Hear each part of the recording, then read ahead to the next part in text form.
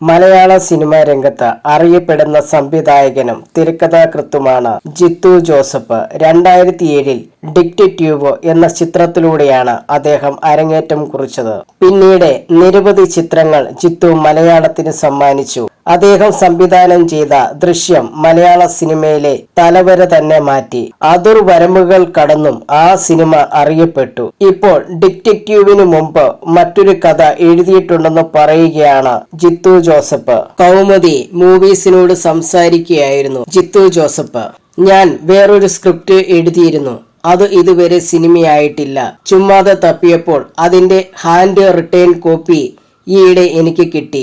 അത് എപ്പോഴെങ്കിലും സിനിമയാക്കാൻ പറ്റുന്ന ഒരു സാധനമാണ്. കുറച്ച് മാറ്റങ്ങൾ വരുത്തണം. പിന്നെ ഞാൻ എഴുതുന്നത് ഡിറ്റക്റ്റീവ് ആണ്. ഡിറ്റക്റ്റീവ് ചെയ്തപ്പോഴും ആ പ്രോജക്റ്റുമായിട്ട് ഒരുപാട് നടന്നു. അത് നടക്കാതെ വന്നപ്പോൾ ഒരുപാട് വിഷമിച്ചു. അപ്പോൾ അമ്മച്ചി പറഞ്ഞു, നീ എന്തിനാടാ വിഷമിക്കുന്നത്? നിനക്ക് കോൺഫിഡൻസ് ഉണ്ടെങ്കിൽ നമ്മുടെ സ്ഥലത്തിന്റെ കുറച്ച് വിറ്റിട്ടാണെങ്കിലും പടം പ്രൊഡ്യൂസ് ചെയ്യാം എന്ന്. അതൊരു ഭയങ്കര പോസിറ്റീവ് ഫീൽ തന്നു, ജിത്തു പറഞ്ഞു.